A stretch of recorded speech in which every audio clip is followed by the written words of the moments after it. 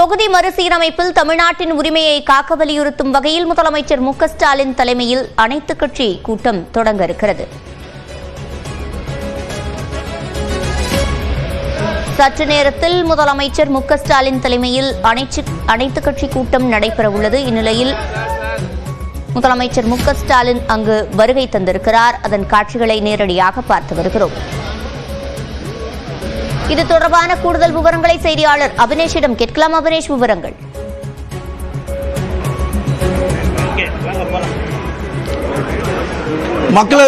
மக்கள் தொகை அடிப்படையில் தொகுதி மறுசீரமைப்புக்கு எதிராக தமிழ்நாடு அரசு இன்று அனைத்து கட்சி கூட்டத்தை ஏற்பாடு செய்திருக்கிறது. இன்னும் சில நிமிடங்களில் இந்த கூட்டம் என்பது தொடங்க இருக்கிறது. முதலமைச்சர் மு க ஸ்டாலின் தலைமையில் இந்த கூட்டம் நடைபெற இருக்கக்கூடிய நிலையில் முதலமைச்சர் மு க ஸ்டாலின் தலைமைச் செயலகம் வந்திருக்கிறார். தலைமைச் செயலக வளாகத்தில் நாமக்கல் கவிஞர் மாளிகை 10வது தளத்தில் இந்த கூட்டம் என்பது நடைபெற இருக்கிறது. முதல் முறையாக பதிவு செய்யப்பட்ட கட்சிகளுக்கும் அழைப்பு விடுக்கப்பட்டு சுமார் 63 கட்சிகளுக்கு அழைப்பு விடுக்கப்பட்டிருக்கிறது. அதிலும் குறிப்பாக 58 கட்சிகளுக்கும் 5 அமைப்புகள் சேர்த்து மொத்தம் 63 கட்சிகளுக்கு அழைப்பு விடுக்கப்படக்கூடிய நிலையில் இதில் தற்போது பங்கேற்பதற்காக 60 கட்சிகளுடைய பிரதிநிதிகள் கலந்து கொண்டிருக்கிறாங்க. அங்கீகரிக்கப்பட்ட கட்சிகளிலிருந்து 2 பிரதிநிதிகளும் பதிவு செய்யப்பட்ட கட்சிகளின் சார்பாக ஒரு பிரதிநிதியும் இந்த கூட்டத்தில் பங்கேற்க இருக்கிறாங்க. குறிப்பாக திமுக, அதிமுக, காங்கிரஸ், விடுதலை சிறுத்தைகள், பாட்டாளி மக்கள் கட்சி, மதிமுக, அதே போல தமிழக வெற்றிக் கழகம் உள்ளிட்ட கட்சிகள் இந்த கூட்டத்தில் பங்கேற்க இருக்கிறாங்க. கூட்டத்தில் தொடங்கவுடன் முதலமைச்சர் மு க ஸ்டாலின் இந்த கூட்டம் தொடர்பாக, இந்த தொகுதி மறுசீரமைப்பு தொடர்பாக முன்னுரையாக பேச இருக்கிறார். அதற்கு பிறகு ஒவ்வொரு கட்சி பிரதிநிதிகளும் தங்கள் கட்சியினுடைய நிலைப்பாட்டை இதில் தெரிவிக்க இருக்கிறாங்க.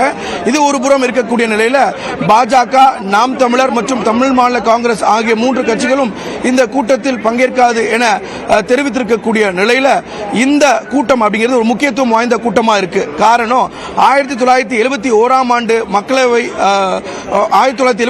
ஆண்டு மக்கள் தொகை அடிப்படையில் இந்த தொகுதி மறுசீரமைப்பை நடத்த வேண்டும் அப்படிங்கிறது தான் தமிழ்நாடு அரசுடைய மிக முக்கியமான கோரிக்கையாக இருக்கிறது.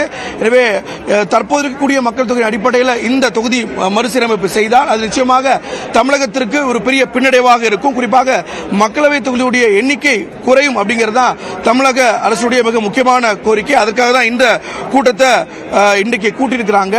இதற்கு முன்பாக தமிழ்நாடு அரசு ஏற்கனவே அனைத்து கட்சி கூட்டத்தை நடத்தியிருந்தாலும் அதில் சட்டமன்ற கட்சிகளுடைய கூட்டியிருந்தாங்க. ஆனால் இந்த முறை இது மிக முக்கியமான பிரச்சனை, தமிழ்நாடு மக்களுடைய ஒட்டுமொத்த பிரச்சனை அப்படிங்கிறத கவனத்தில் கொண்டு தமிழ்நாடு அரசு முதலமைச்சர் தொடர்பாக செய்தியாளர்களை தலைமைச் செயலர் சந்தித்து இந்த கூட்டத்தை மிக முக்கியம் வாய்ந்த கூட்டமாக சொன்னார்.